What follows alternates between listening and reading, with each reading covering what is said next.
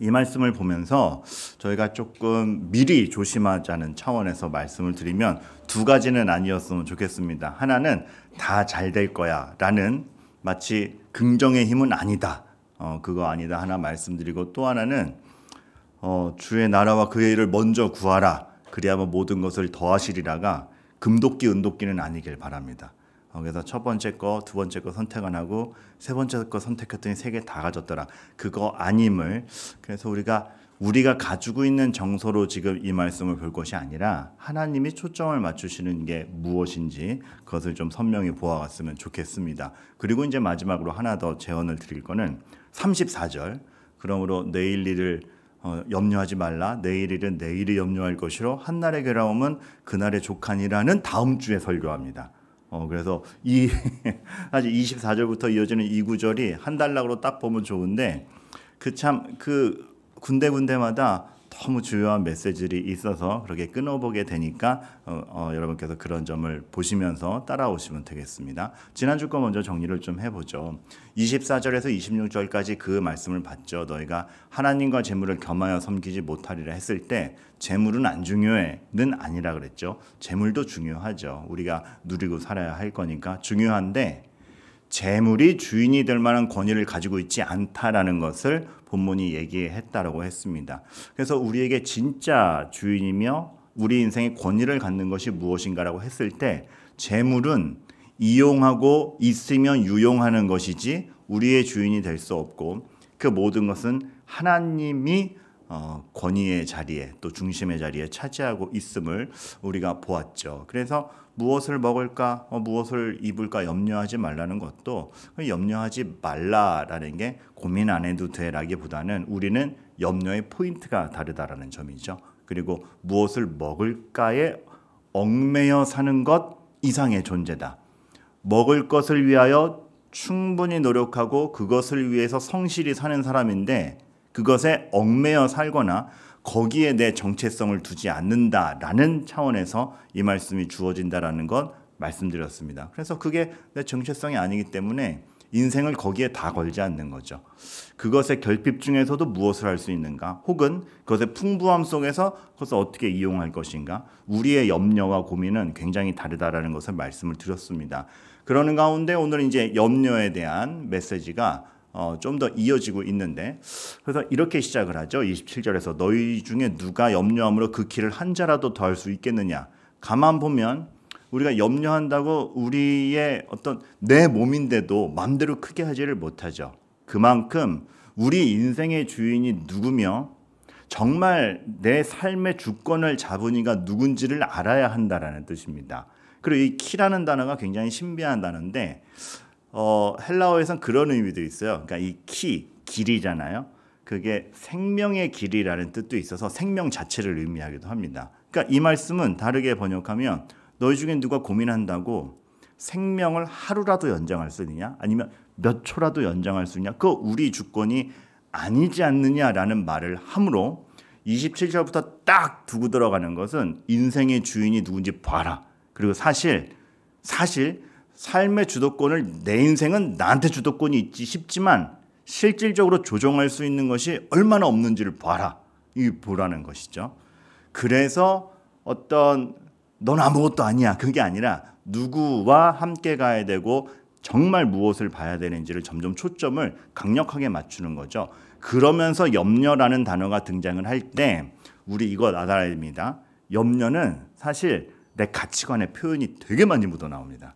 염려를 어떻게 하느냐에 따라서 무엇을 염려하느냐에 우리의 인생관, 가치관, 지향점 다 묻어나옵니다. 근데 오늘 이런 말씀 드리고 싶어요. 이 본문 자체가 염려하지 말라가 나오죠. 이런 지점이 묻어 있습니다. 과한 염려는 내가 삶의 통치자라는 뜻도 됩니다. 왜요? 내가 다 컨트롤하고 내가 책임지고 내가 이렇게 해야 되는데라는 생각이 무의식 중에 깔려 있기 때문에 그렇습니다. 사실 과한 염려는 그만큼 내가 내 삶의 통치자라는 반증이기도 합니다. 내 생각대로 돼야 될 거 아니야. 자기가 삶의 통치자요, 주인공이요, 혹은 사실은 내가 컨트롤할 수 있는데 잠깐 삐끗했어 라는 생각을 가지고 있는 게 과한 염려입니다. 그런데 하나님을 알고 진짜 인생을 알고 겸손한 사람은 과한 염려까지는 안 가는 겁니다. 왜요?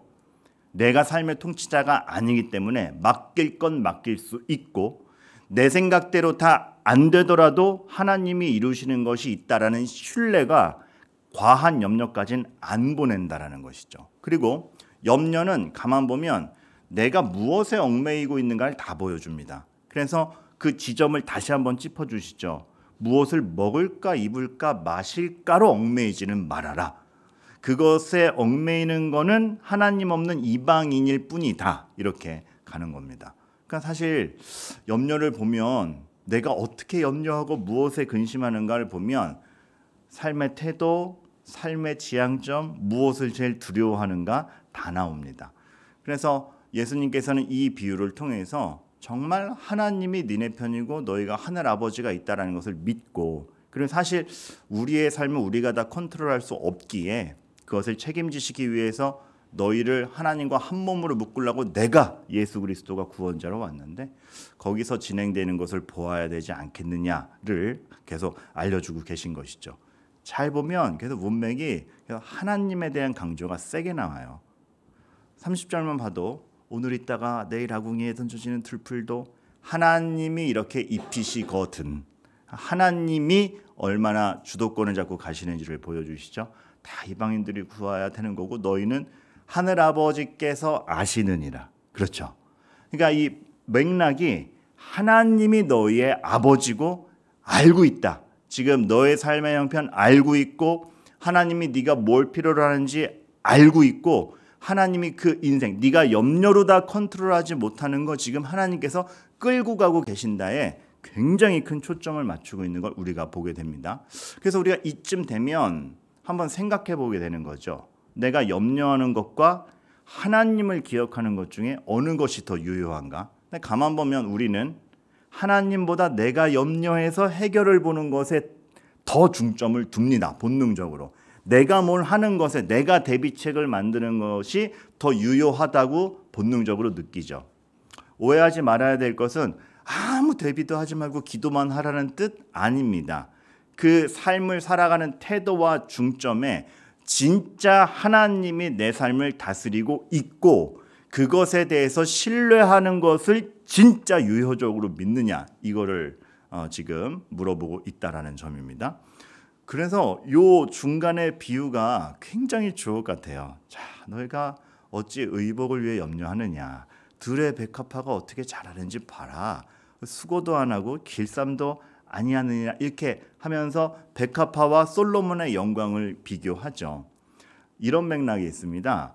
솔로몬은 자색 가운을 입었던 걸로 보입니다. 그리고 그 당시에 그 자색 가운은 굉장히 귀한 것이었고 제가 지난주에도 말씀드렸잖아요. 자색 옷 장사가 부자가 될 만큼 귀한 거였고 왕족들만 입을 수 있고 그리고 로마 군병들도 이제 높은 계급에 있는 군병들은 이렇게 가운 둘렀죠. 그만큼 높은 것에 대한 표성이었는데 이스라엘 당시에 솔로몬도 자색 가운을 주로 입었다라고 역사학자들이 봅니다. 그런 가운데 가끔 이제 흰색 옷들을 입었어요. 흰색 옷 되게 귀한 거예요. 왜냐하면 거룩함과 어떤 깨끗함의 상징이기도 하지만 강대국의 왕족들이 흰색 의복을 굉장히 많이 입었거든요. 그래서 자색 옷과 흰색 의복은 굉장히 귀한 사람들만 입는 옷의 비교인데 이렇게 비교하는 거죠. 야, 너희들은 그렇게 애써야 자색 옷 입지. 그렇게 강대국이 되고 강대국의 왕족인 거 표시하는 흰색 의복 입지. 백합화는 그냥 입고 있는데 우리가 그렇게 애써서 얻는 걸 걸치고 있는 꽃을 봐라. 하나님은 이거 그냥 입히실 수 있는 분이다. 근데 그 앞에서 너희가 그 하나님을 의식하고 있느냐? 굉장히 재밌는 표현이죠. 그래서 여러분 눈치채셨겠지만 뒤에 배경이 뭐예요? 백합화예요. 그 참 제가 보면서 정말 그러고 보니까 비가 내리고 태풍이 몰아치면 그 잘 만든 63 빌딩도 깎여 나가는데 비가 내리고 바람이 부는데 백합화는 더 싱싱해져요. 희한하죠? 하나님이 만든 것과 인간이 만드는 거의 차이. 그래서 이거를 보면서 딱 상기시키는 거죠. 인생은 우리가 투자하는 것만큼 거둬들이는 구조입니다 라고 생각하지요. 물론 그래요. 노력하는 만큼 얻어지는 게 있어요. 그런데 그 구조에서만 생각할 것이 아니다. 너희와 같이 노력하지 않는데도 하나님이 그냥 그 왕족의 옷을 입히시는 백합화를 볼 때에 너희가 투자한 것만큼 거둬들이는 게 전부가 아니고 그 이상의 것이 지금 인생에 있다라는 걸 제발 알아라.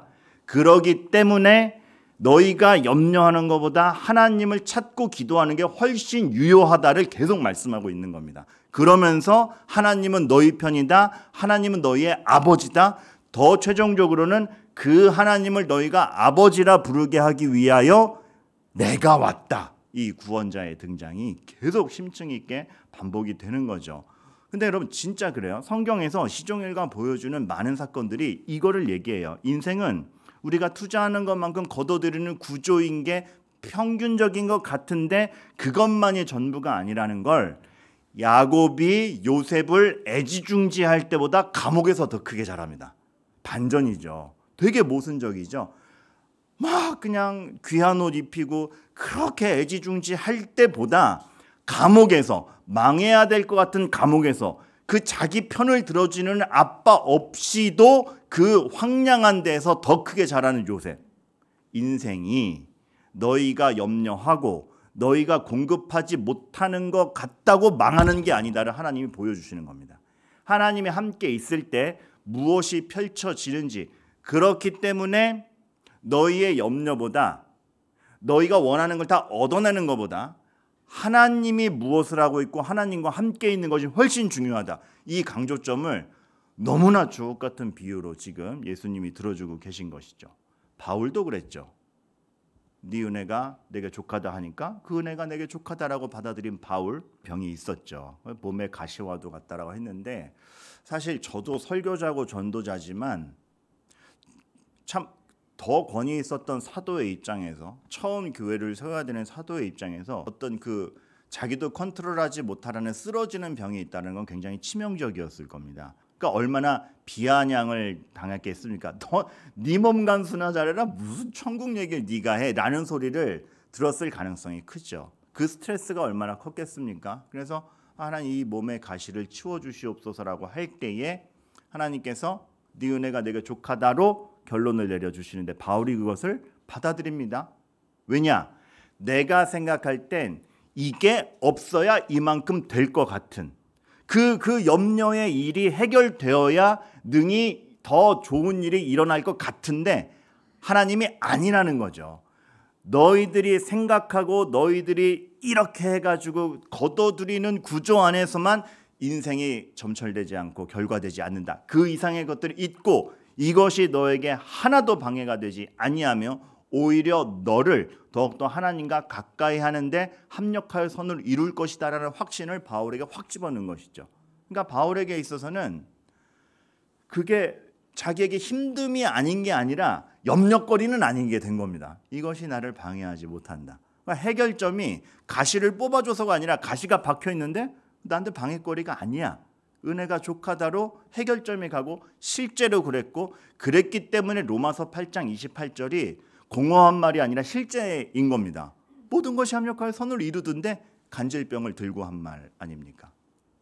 많은 순교자들의 기록도 그렇지 않습니까? 1세기에 그 콜로세움에서 죽어가던 그 칼을 들이대고 죽였던 사람들의 증언을 보면 그들은 죽음을 두려워하지 않았다.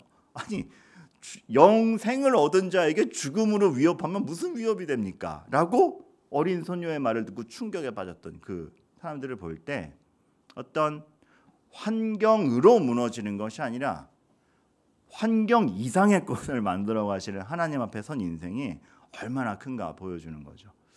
한창 제가 농구를 정말 많이 봤는데 마이클 조던 이후에 매력 있는 선수를 잘 발견을 못했어요. 그러다가 제 마음속에 또 하나 이렇게 장미꽃처럼 들어온 선수가 있죠. 드웨인 웨이드라고. 이제 이 선수도 이제 다 늙었어요. 이제 안 뛰어요. 근데 드웨인 웨이드라는 선수가 있는데 농구 때문에 반한 게 아니라 이렇게 인터뷰하는 걸 보다가 해서 반한 케이스입니다. 굉장히 어두운 도시에서 자랐어요. 굉장히 정말 할렘 중에 할렘 중에서 자란 것 같아요. 한 번도 생일 케이크를 불어본 적이 없대요. 농구 선수가 돼서 지금이야 잘 살지만 한 번도 유년 시절에 생일 케이크를 불어본 기억이 없대요. 아빠 얼굴 모른대요. 그러니까 얼마나 이 정서적으로나 감성적으로나 아니면 이렇게 사랑을 받지 못했기 때문에 베풀기도 힘든 여건에서 자라났습니까? 그리고 밤마다 총소리 들리고 지금 우리의 뭐 어떤 교육이나 이런 걸로 보면 좋은 정서에서 자랄 수가 없는 그런 사람이 있죠. 그런데 드웨인 웨이드가 자기의 유년 시절을 추억하면서 이런 얘기를 해요. 힘들었겠어요? 힘들었죠. 결핍이 많았겠어요? 결핍 많았죠. 근데 어떻게 이렇게 훌륭한 선수가 되셨어요? 그리고 드웨인 웨이드가 동료들 위로하는 거 최고입니다. 함께 동료된 선수들은 드웨인 웨이드 굉장히 좋아요. 왜냐하면 위로의 사람이기 때문에. 어떻게 그럴 수 있어요? 그건 뭐 대단한 막 이렇게 신파로 막 이렇게 보여준 게 아니라 담백하게 얘기했는데 싹 빨려 들어가는 거예요. 힘들었어요. 없었어요. 결핍이 많았어요. 그래서 없는 만큼 수고해야 되는데 그렇게 방해되지 않았습니다. 이렇게 싹 얘기하는데 그 말의 행간에 많은 게 들어있는 거죠. 이 결핍이 있었고 없는 것이 있었고 그것 때문에 더 분투해야 됐었는데 그것이 나를 이렇게 되는데 방해하지 않았다. 역으로 얘기하면 그것들이 나에게 영향을 주는 요소였지만 나에게 결정적인 요소는 아니었다. 사실 드웨인 웨이드가 되게 독실한 크리스찬이에요. 그 뒤에는 하나님 앞에 얼마나 간구했는지 또 하나님에 대한 신뢰가 있는지 다른 인터뷰에서는 그런 것들이 직접적으로 나오는 것들이 있습니다. 근데 딱 그거죠. 우리가 이런 정도 여건은 돼야지. 무엇을 입을까? 무엇을 마실까? 이 정도는 돼야 인생이 이렇게 되지를 극복한 되게 큰 예시 중에 하나. 결핍 많았어요. 내 몸에 가시가 있어요. 근데 그 은혜가 내게 좋게요. 라는 말이 너무나 자연스럽게 나온 겁니다. 힘들었죠. 없는 만큼 수고해야 됐죠. 근데 그게 나한테 방해가 된 적은 없어요. 라는 이 담백함. 말이 담백함이지 얼마나 많은 것들을 극복했겠습니까? 근데 그 기저에 하나님의 존재가 있었던 것이죠. 우리가 그럴 수 있을까라는 생각을 많이 하게 되는 인터뷰였습니다. 그래서 오늘 말씀의 결론부는 여기로 가요. 그런즉 너희는 먼저 그의 나라와 그의 일을 구하라. 아까도 얘기했지만 그리하면 그 모든 것을 더하시라 때문에 이게 금도끼 은도끼가 되지 아니하기를 바란다고 했습니다. 여기서 그의 나라는 그의 나라, 정말 너의 지금 이 땅에서의 인생도 하나님이 주인인 인생을 살고 있느냐를 말씀하시는 거고, 그리고 그의 의를 구하라. 그러니까 살아가는 방식이 하나님의 뜻과 하나님이 맞다고 하는 지점을 쫓아간다라는 것이죠. 그래서 인생의 추구 방식이 지금 하나님이 뭘 하고 계시지, 하나님 앞에 뭐가 맞지를 계속 생각하는 겁니다. 그게 뭐냐고요? 성경에 사실 신뢰가 다 있어요. 구약과 신약을 다 읽어야 되는 이유가 거기에 있는 게, 신약의 모든 선포는 사실 역사적인 예시가 보여진 것들입니다. 그래서 전 그 표현 되게 좋아하는데, 구약과 신약의 관계를 이렇게 비유하신 교수님이 계신데 쏙 들어와요. 구약이 화면이라면 신약이 자막이다. 영화를 보는데 화면이 있어요. 근데 소리가 안 들려. 근데 화면은 보여. 뭐지? 자막이 딱 달릴 때 그 뜻이구나 아는 거죠.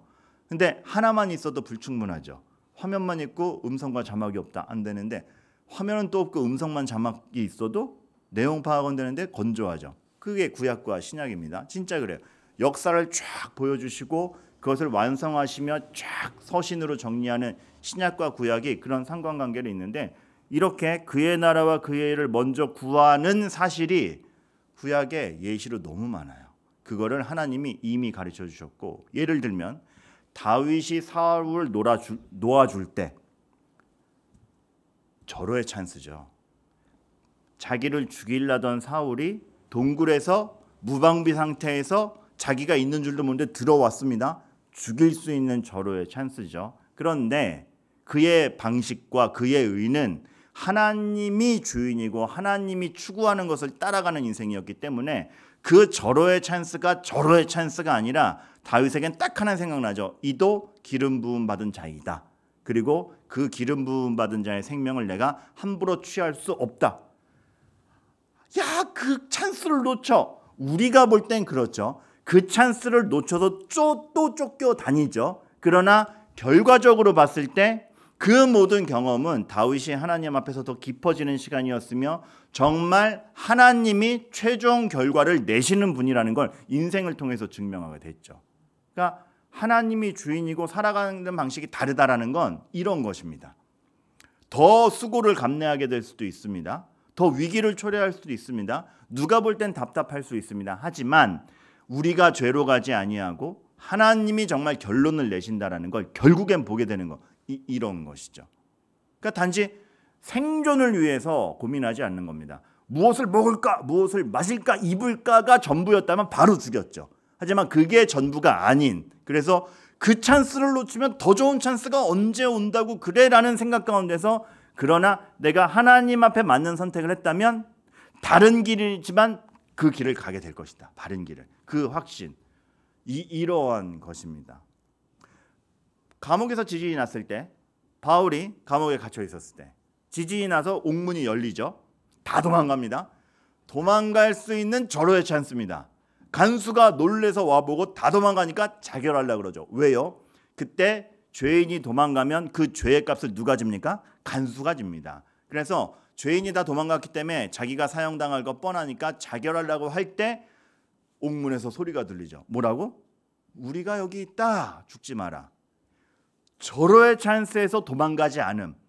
기회가 생겼다 그래서 남들 하듯이 우후 하고 다 튀어나가는 게 아니라 옥문이 열렸는데 상대방의 목숨에 대해서 책임감이 있는 거죠. 그리고 이 자유가 왜 주어졌는가에 대한 고찰이 있는 것이죠. 그죠?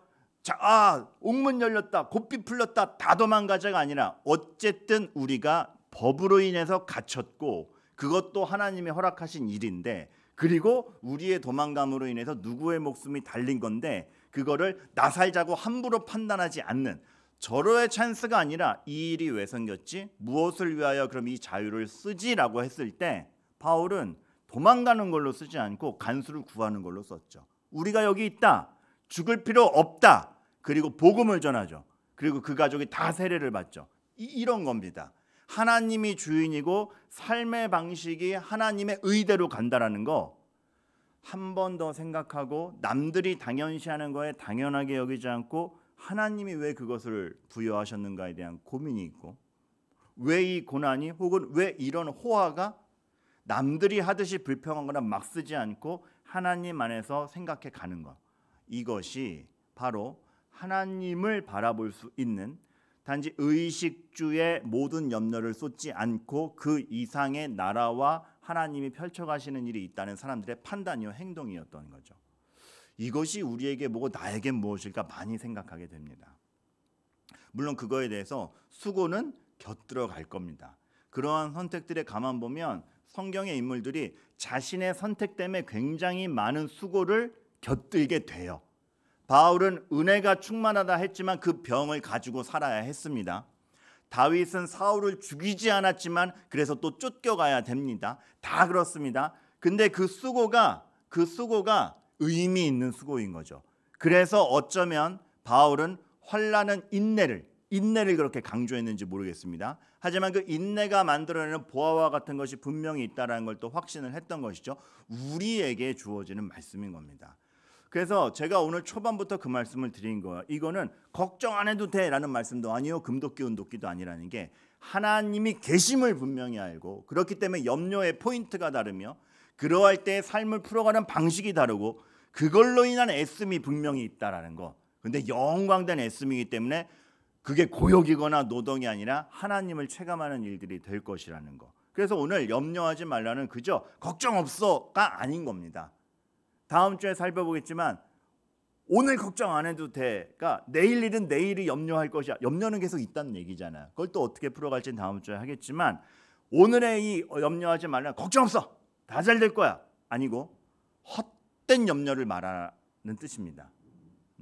진정 무엇을 고민해야 되는지 우리는 무엇에 이끌려 살아가는 사람들인지를 분명히 하자라는 거죠. 그럴 때 하나님의 나라와 의를 먼저 구하면 수고할 만한 큰 가치에 따라서 살아갈 수 있다라는 것, 이거를 쫙 모아주시는 게 지난주에 이어 오늘의 이 말씀인 겁니다. 참 이 말씀 안에 하나님과 그리스도의 존재와 그걸 믿는 우리들의 삶이 아주 그냥 거대하게 들어있죠. 하나 더. 근데 여기에 하나 더 좀 추가하고 싶은 말씀이 있어요. 아까 잠깐 지나갔는데 30절. 자, 오늘 있다가 내일 아궁이에 던져지는 들풀도 하나님이 이렇게 입히시거든. 하물며 너희일까 보냐 믿음이 작은 자들아 나옵니다. 믿음이 작은 자들이란 표현 때문에 그래요. 제가 한번 궁금해서 도대체 믿음이 작다는 게 뭔가? 믿음이 있긴 있는데 작은 거란 말이죠. 그래서 마태는 그럼 이 표현을 언제 썼나 봤어요. 그랬더니 예수님이 이거 말고도 한 3-4번 더 얘기하세요. 언제 하냐면 풍랑 속에서 제자들이 막 두려워 떨고 있으니까 아유 내가 갇힌데 왜 떨고 있냐 믿음이 작은 자들아 이거 나와요. 베드로 물에 빠질 때 건져내고 말씀하시죠. 아니야 너 뭘 보고 너 왜 뭘 보고 빠진 거야 믿음이 적은 자야 이 나와요. 마지막으로 7병이었대. 이미 5병이어를 봤는데 또 먹을 거 가지고 고민하잖아요. 재료가 없다 재료가 없다. 왜 그 먹을 떡이 없다여 고민하느냐 믿음이 작은 자들아 이 나옵니다. 근데 보니까 이 믿음이 작은 자들아라는 표현이 나올 때마다 그건 거죠. 개념은 알고 있습니다. 개념은 알고 있어요. 제자들이 사람들이 개념은 알고 있는데 현실에 직면할 때 그 개념이 정말 가동되는 거죠. 그 믿음이 거짓 믿음이란 얘기는 아닙니다. 믿음이 있는데 진짜 현실로 여기느냐. 하나님이 네 인생에 정말 활동하시는 분임을 믿느냐? 예배 드릴 때 아멘 하는 거 너무 좋다. 그런데 그것이 내일 현실에 부닥쳤을 때 여전히 아멘이냐 묻고 있는 거죠. 우리가 신앙인으로 산다라는 건 그것입니다. 굉장히 현실적인 문제에 부딪혔을 때에도 여전히 하나님이 최상위 나의 삶에 가장 유효한 분인가? 아니면 어떤 그 감성적 감동을 누리거나 독서할 때는 좋은데 현실 앞에서는 야 진짜 삶에서 안 그렇지라고 하는가? 진짜 현실을 직면할 때 가동돼야 됩니다. 원수를 맞닥뜨렸을 때, 어려움에 맞닥뜨렸을 때, 뭔가 정말 현실적 이거 안 되면 파탄 날 것 같을 때 그 현실에서 하나님이 정말 나의 지지대인가?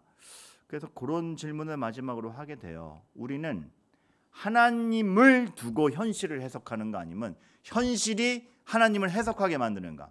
근데 보통은 현실이 하나님을 해석하게 만들어요. 어떻게 말이 달라지죠? 이따위면 하나님 계신 거 맞습니까? 현실이 하나님을 해석하게 만들죠. 베드로가 주님 안 보고 파도를 먼저 본 것처럼 하나님이 계시다면 이 현실이 절 망하게 하진 않겠죠. 악하게 만들진 않겠죠.가 아니라 현실이 하나님을 해석하게 해버리는데 반대가 돼야 될 것 같습니다. 그거는 어렵습니다. 하지만 하나님이 해보라 하고 있고 거기서 하나님이 정말 우리 인생을 유효하게 이끌고 계시다라는 것을 이스라엘의 역사를 통해서 보여주시면서 예수님이 다시 한번 말한 것이 염려하지 말라 믿음이 적은 자들아 하늘아버지가 아신다라는 오늘의 교훈인 거죠. 아까도 얘기했지만 그거를 선택해 가면 수고로움이 있을 겁니다. 그리고 당장에 보이지 않는 결과 때문에 답답함도 있을 겁니다. 사실 생각해 보세요. 자기는 최고의 선한 선택을 했는데 또 자기한테 화살 쏘고 창이 막 옆으로 지나가는 목숨의 위협을 느끼며 사울에게 도망 다녔을 다윗을 생각해 보세요.